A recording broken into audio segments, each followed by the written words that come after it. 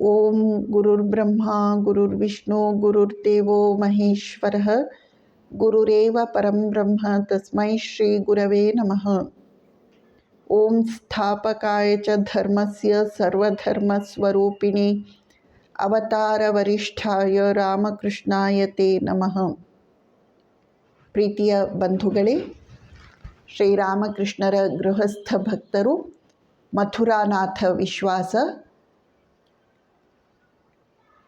ಮಥುರ ದಿನ ಬೆಳಗಾದರೆ ಶ್ರೀರಾಮಕೃಷ್ಣರ ಭಾವಾವಸ್ಥೆಗಳನ್ನು, ಸಮಾಧಿ ಅವಸ್ಥೆಯನ್ನು ನೋಡುತ್ತಿದ್ದಾನೆ. ಒಂದು ಬಾರಿ ಅವನಿಗೂ ತಾನೂ ಈ ಭಾವ ಸಮಾಧಿಯ ಸವಿಯನ್ನು ಉಣ್ಣಬೇಕು ಎಂಬ ಆಕಾಂಕ್ಷೆ ಹುಟ್ಟಿತು. ತಾನು ತನ್ನ ಈ ಇಳಿ ವಯಸ್ಸಿನಲ್ಲಿ ಸಾಧನೆ ಮಾಡಿ ಸಾಕ್ಷಾತ್ಕಾರ ಪಡೆಯುವಂಥದ್ದು, ಭಾವ ಸಮಾಧಿ ಪಡೆಯುವಂಥದ್ದು ಆಗದ ಹೋಗದ ಮಾತು. ಶ್ರೀರಾಮಕೃಷ್ಣರ ಕೃಪೆಯೊಂದೇ ಇದಕ್ಕೆ ಉಪಾಯ ಎಂದು ಹೋಗಿ ಅವನು ಶ್ರೀರಾಮಕೃಷ್ಣರ ಬಳಿಯಲ್ಲಿ, ಬಾಬಾ ದಯವಿಟ್ಟು ನನಗೂ ಭಾವ ಸಮಾಧಿಯ ಅನುಭವವನ್ನು ಮಾಡಿಸಿಕೊಡಿ ಎಂದು ಕೇಳುತ್ತಾನೆ. ಶ್ರೀರಾಮಕೃಷ್ಣರು ತಪ್ಪಿಸಿಕೊಳ್ಳಲಿಕ್ಕೆ ನೋಡ್ತಾರೆ. ಅದೆಲ್ಲ ನಿನಗೆ ಯಾಕೆ ಬೇಕಪ್ಪ? ಈಗ ನೀನು ಚೆನ್ನಾಗಿಯೇ ಇದ್ದೀಯಲ್ವಾ? ಈಗ ನೀನು ಸಂಸಾರದಲ್ಲೂ ಭಗವಂತನಲ್ಲೂ ಎರಡೂ ಕಡೆಗೆ ಇದ್ದೀಯಾ? ಭಾವ ಸಮಾಧಿ ಏನಾದರೂ ಲಭಿಸಿತು ಅಂದರೆ ಸಂಸಾರದ ಕಡೆಗೆ ಗಮನ ಕೊಡಲಿಕ್ಕೆ ಆಗಲ್ಲ. ಆಗ ನಿನ್ನ ಆಸ್ತಿ ಪಾಸ್ತಿಯನ್ನೆಲ್ಲ ಯಾರು ನೋಡ್ಕೊಳ್ತಾರೆ? ಆಗ ಯಾರಾದರೂ ಬಂದು ಅದನ್ನು ಮೋಸದಿಂದ ತಮ್ಮದಾಗಿಸಿಕೊಳ್ಳುವುದಿಲ್ವಾ ಎಂದು ಶ್ರೀರಾಮಕೃಷ್ಣರು ಹೇಳಿದರು. ಮಥುರ ಕೇಳಿಸಿಕೊಳ್ಳಿಲ್ಲ. ನೀವು ನನ್ನಿಂದ ತಪ್ಪಿಸಿಕೊಳ್ಳಲು ನೋಡುತ್ತಿದ್ದೀರಾ? ತಾವು ದಯವಿಟ್ಟು ನನಗೆ ಭಾವ ಸಮಾಧಿಯನ್ನು ಅನುಗ್ರಹಿಸಬೇಕು. ಮಥುರ ಒತ್ತಾಯಿಸಿದ. ಶ್ರೀರಾಮಕೃಷ್ಣರು ಸ್ವಲ್ಪ ಧ್ವನಿಯನ್ನು ಎತ್ತರಿಸಿ ಹೇಳುತ್ತಾರೆ, ಅಲ್ಲಯ್ಯ, ಭಕ್ತನಾದವನು ದೇವರ ದರ್ಶನ ಅನುಭವ ಇವುಗಳಿಗೆಲ್ಲ ಹಾತೊರೆಯುತ್ತಾನೇನು? ಭಕ್ತನಾದವನು ಭಗವಂತನ ಸೇವೆ ಮಾಡಿ ಅದರಲ್ಲಿಯೇ ತೃಪ್ತಿಯನ್ನು ಕಾಣುತ್ತಾನೆ. ಈ ಭಾವ ಸಮಾಧಿ ಅವೆಲ್ಲ ಅವನಿಗೆ ಬೇಕು ಅನ್ನಿಸುವುದಿಲ್ಲ. ಮಥುರನಿಗೆ ಶ್ರೀರಾಮಕೃಷ್ಣರು ಹೇಳಿದ್ದು ಒಪ್ಪಿಗೆಯಾಗಲಿಲ್ಲ. ಶ್ರೀರಾಮಕೃಷ್ಣರು ತನ್ನ ಒಳಿತಿಗಾಗಿಯೇ ಹೇಳುತ್ತಿದ್ದಾರೆ ಎಂಬುದು ಅವನಿಗೆ ಮನವರಿಕೆಯಾಗಲಿಲ್ಲ. ಮತ್ತೆ ಒತ್ತಾಯಿಸಿದ. ಶ್ರೀರಾಮಕೃಷ್ಣರು ಆಗಲಿ, ತಾಯಿಯ ಇಚ್ಛೆಯಂತಾಗಲಿ ಎಂದು ಹೇಳಿದರು. ಮಥುರ ಸಂತೋಷದಿಂದ ಮನೆಗೆ ಹೋಗ್ತಾನೆ. ಈ ಘಟನೆಯಾಗಿ ಕೆಲವು ದಿನಗಳಿಗೆ ಮಥುರನ ಮನೆಯಿಂದ ಅವನ ಸೇವಕರು ಬಂದು ಶ್ರೀರಾಮಕೃಷ್ಣರನ್ನು ಮಥುರ ಕರೆಯುತ್ತಿದ್ದಾನೆ ಎಂದು ವರದಿ ಮಾಡಿದರು. ಶ್ರೀರಾಮಕೃಷ್ಣರು ಮಥುರನ ಮನೆಗೆ ಹೋಗುತ್ತಾರೆ. ಮುಂದೆ ನಡೆದುದನ್ನು ಅವರೇ ವಿವರಿಸುತ್ತಾರೆ. ಮಥುರನ ಮನೆಯಿಂದ ಕರೆ ಬಂತು ಅಂತ ನಾನು ಮಥುರನ ಮನೆಗೆ ಹೋದೆ. ಅಲ್ಲಿ ನೋಡಿದರೆ ಮಥುರ ಬೇರೆಯೇ ವ್ಯಕ್ತಿಯಾಗಿ ಬಿಟ್ಟಿದ್ದಾನೆ. ಅವನ ಕಣ್ಣುಗಳೆಲ್ಲ ಕೆಂಪಾಗಿವೆ.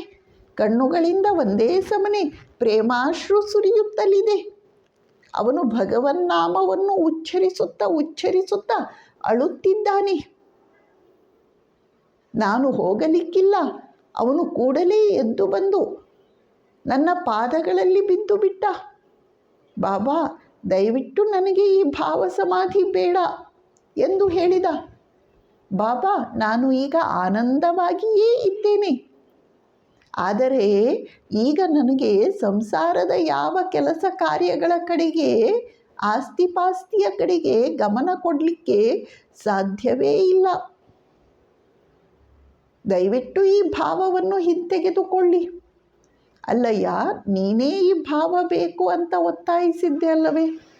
ಹೌದು, ಆದರೆ ಇದು ಈ ರೀತಿ 24 ಗಂಟೆ ದೆವ್ವದ ಹಾಗೆ ನನ್ನನ್ನು ಹಿಡಿದುಕೊಳ್ಳುತ್ತದೆ ಎಂದು ನನಗೆ ಆಗ ಗೊತ್ತಿರಲಿಲ್ಲ. ಈ ಭಾವ ನನಗೆ ಬೇಡ. ಈ ಭಾವ ನಿಮಗೇ ಶೋಭಿಸುತ್ತದೆ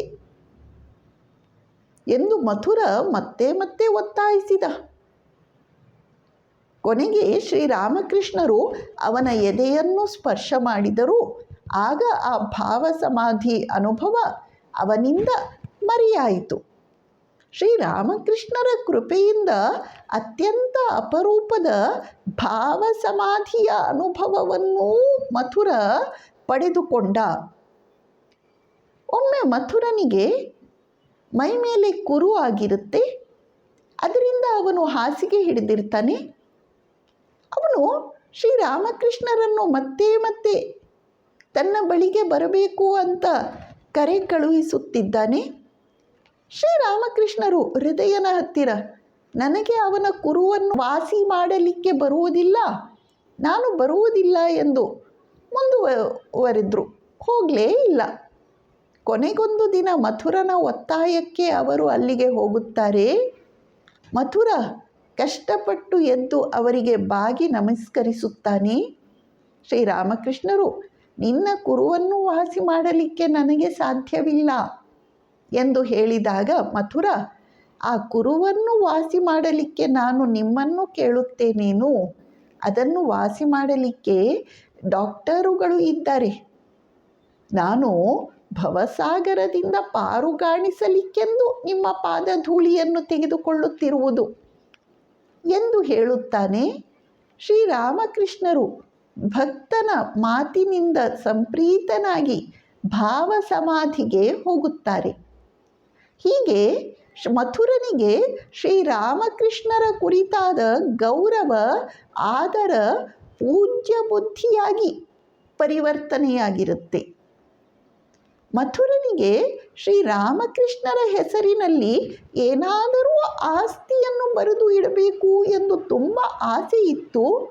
ಆದರೆ ಶ್ರೀರಾಮಕೃಷ್ಣರ ಮುಂದೆ, ಅವರಂತಹ ವೈರಾಗ್ಯ ಮೂರ್ತಿಯ ಮುಂದೆ ಅದನ್ನು ನೇರವಾಗಿ ವ್ಯಕ್ತಪಡಿಸಲಿಕ್ಕೆ ಭಯ. ಮಥುರ ಹೃದಯನ ಹತ್ತಿರ ಒಂದು ಸಲ ಶ್ರೀರಾಮಕೃಷ್ಣರ ಹೆಸರಿನಲ್ಲಿ ಆಸ್ತಿ ಮಾಡುತ್ತೇನೆ ಎಂದು ಮಾತನಾಡುತ್ತಿರುವಾಗ ಅದನ್ನು ದೂರದಿಂದ ಕೇಳಿಸಿಕೊಂಡ ಶ್ರೀರಾಮಕೃಷ್ಣರು ಓಡಿ ಬಂದು ಅವನ ಭುಜದ ಮೇಲೆ ಏರಿ, ದುರುಳ, ನೀನು ನನ್ನನ್ನು ಪ್ರಾಪಂಚಿಕನನ್ನಾಗಿ ಮಾಡುತ್ತಿದ್ದೀಯಾ ಎಂದು ಕೋಪಿಸಿಕೊಳ್ಳುತ್ತಾರೆ.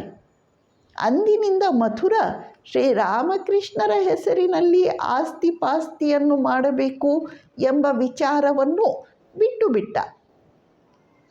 ಅನಂತರ ಮಥುರ ಶ್ರೀರಾಮಕೃಷ್ಣರನ್ನು ಕರೆದುಕೊಂಡು ಕಾಶಿ ಬೃಂದಾವನ ಯಾತ್ರೆಗೆ ಹೋಗಿರ್ತಾನೆ.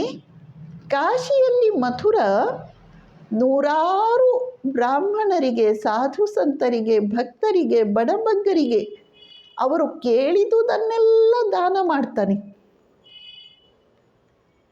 ಈ ಸಂದರ್ಭದಲ್ಲಿ ಮಥುರನಿಗೆ ಶ್ರೀರಾಮಕೃಷ್ಣರಿಗೂ ತಾನು ಏನನ್ನಾದರೂ ಕೊಡಬೇಕು ಎಂಬ ಆಸೆ. ಅವನು ಶ್ರೀರಾಮಕೃಷ್ಣರ ಬಳಿ, ನೀವು ನಿಮಗೆ ಎಂದು ಏನನ್ನಾದರೂ ದಯವಿಟ್ಟು ಕೇಳಲೇಬೇಕು ಎಂದು ಒತ್ತಾಯಿಸಿದ. ಶ್ರೀರಾಮಕೃಷ್ಣರು ಯಾವ ವಸ್ತುವನ್ನು ಕೇಳಲಿ ಎಂದು ಆಲೋಚಿಸಿದರು.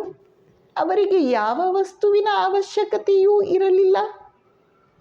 ಕೊನೆಗೆ ಶ್ರೀರಾಮಕೃಷ್ಣರು ಮಥುರ ಬಿಡುವುದಿಲ್ಲ ಎಂದು, ನೀನು ನನಗೆ ಕೊಡಲೇಬೇಕೆಂದು ಇದ್ದರೆ ಒಂದು ಕಮಂಡಲುವನ್ನು ಕೊಡು ಎಂದು ಹೇಳಿದಾಗ ಮಥುರನ ಕಣ್ಣಲ್ಲಿ ನೀರು.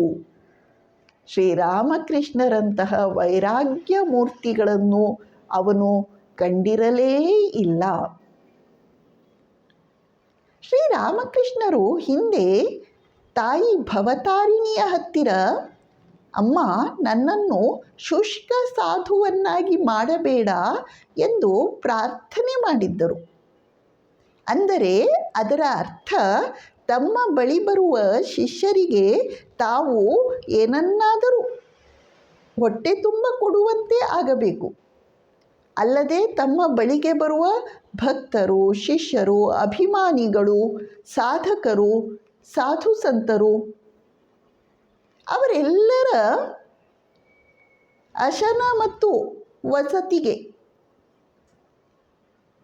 ಸರಿಯಾದ ವ್ಯವಸ್ಥೆಯನ್ನು ತಾವು ಒದಗಿಸುವಂತಾಗಬೇಕು. ಆದರೆ ತಾವು ಹಣವನ್ನು ಮುಟ್ಟುವುದಿಲ್ಲ. ಇವೆಲ್ಲ ಆಗುವ ಬಗೆ ಹೇಗೆ? ಅದಕ್ಕಾಗಿ ಜಗನ್ಮಾತೆ ಶ್ರೀರಾಮಕೃಷ್ಣರಿಗೆ 4 ವ್ಯಕ್ತಿಗಳನ್ನು ಒಂದು ದರ್ಶನದಲ್ಲಿ ತೋರಿಸಿದ್ದಳು. ಈ 4 ವ್ಯಕ್ತಿಗಳು ನಿನ್ನ ರಸದ್ಧಾರರು. ರಸದ್ಧಾರರು ಅಂದರೆ ಅವರ ಅವಶ್ಯಕತೆಗಳನ್ನು ಪೂರ್ಣಗೊಳಿಸುವವರು. ಈ 4 ರಸದ್ಧಾರರಲ್ಲಿ ಮಥುರಾನಾಥ ವಿಶ್ವಾಸನೇ ಮೊದಲಿಗನು ಹಾಗೂ ಎಲ್ಲರಿಗಿಂತ ಪ್ರಮುಖನು. ಹೀಗೆ ದೈವೀ ಸಂಕಲ್ಪದಿಂದಲೇ ಶ್ರೀರಾಮಕೃಷ್ಣ ಮಥುರರ ಆ ಪರಸ್ಪರ ಸಂಬಂಧವು 14 ವರ್ಷಗಳ ದೀರ್ಘಕಾಲ ಅತ್ಯಂತ ಆರೋಗ್ಯಕರವಾಗಿ ಮುಂದುವರಿಯುವಂತೆ ಆಯಿತು. 1871ರಲ್ಲಿ ಮಥುರನಿಗೆ ಜ್ವರ ಬಂದಿತು. ಜ್ವರ ಸನ್ನಿಪಾತಕ್ಕೆ ತಿರುಗಿಕೊಂಡಿತು. ಅವನು ಹಾಸಿಗೆ ಹಿಡಿದ. ಶ್ರೀರಾಮಕೃಷ್ಣರು ಅವನನ್ನು ನೋಡಲಿಕ್ಕೆ ಹೋಗಲಿಲ್ಲ. ಪ್ರತಿದಿನ ಹೃದಯನನ್ನು ಕಳುಹಿಸಿ ಅವನ ಆರೋಗ್ಯ ಸ್ಥಿತಿಯನ್ನು ವಿಚಾರಿಸಿಕೊಳ್ಳುತ್ತಿದ್ದರು. ಒಂದು ದಿನ ಶ್ರೀರಾಮಕೃಷ್ಣರು ಹೃದಯನಿಗೆ, ನೀನು ಇವತ್ತು ಹೋಗುವುದು ಬೇಡ ಎಂದು ಹೇಳಿಬಿಟ್ರು. ಸಾಯಂಕಾಲ ಸುಮಾರು 5:30 ಗಂಟೆಯವರೆಗೆ ಅವರು 2-3 ಗಂಟೆಗಳ ಕಾಲ ಗಂಭೀರ ಭಾವದಲ್ಲಿ ಮುಳುಗಿ ಕುಳಿತಿದ್ದರು. ಬಳಿಕ ಅವರು ಹೇಳುತ್ತಾರೆ, ಜಗನ್ಮಾತೆಯ ಸೇವಕಿಯರು ಬಂದು ಮಥುರನ ಪ್ರಾಣವನ್ನು ಕರೆದುಕೊಂಡು ಹೋದರು. ಅವನು ದೇವಿ ಲೋಕಕ್ಕೆ ಪ್ರಯಾಣ ಮಾಡಿದನು. ಮಥುರನ ಪ್ರಾಣ ಹೋಗುವ ವೇಳೆಗೆ ಶ್ರೀರಾಮಕೃಷ್ಣರು ತಾವು ದಕ್ಷಿಣೇಶ್ವರದಲ್ಲೇ ಇದ್ದರೂ ಕೂಡ ಜ್ಯೋತಿರ್ಮಯ ಶರೀರದಿಂದ, ಸೂಕ್ಷ್ಮ ಶರೀರದಿಂದ ಮಥುರನ ಹತ್ತಿರ ಹೋಗಿ ಅವನಿಗೆ ತಮ್ಮ ದರ್ಶನವನ್ನು ನೀಡಿದರು.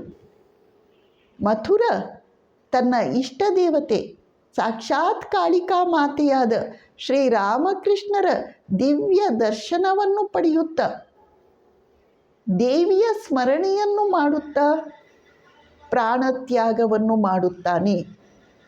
ಬಿಂದು ಸಿಂಧುವಿನಲ್ಲಿ ಸೇರಿ ಒಂದಾಯಿತು. ಧನ್ಯ ಮಥುರಾನಾಥ ವಿಶ್ವಾಸ. ಮಥುರನ ಭಾಗ್ಯವೋ ಭಾಗ್ಯ. ಓಂ ಶಾಂತಿ ಶಾಂತಿ ಶಾಂತಿ. ಹರಿ ಓಂ ತತ್ಸತ್. ಶ್ರೀರಾಮಕೃಷ್ಣಾರ್ಪಣಮಸ್ತು.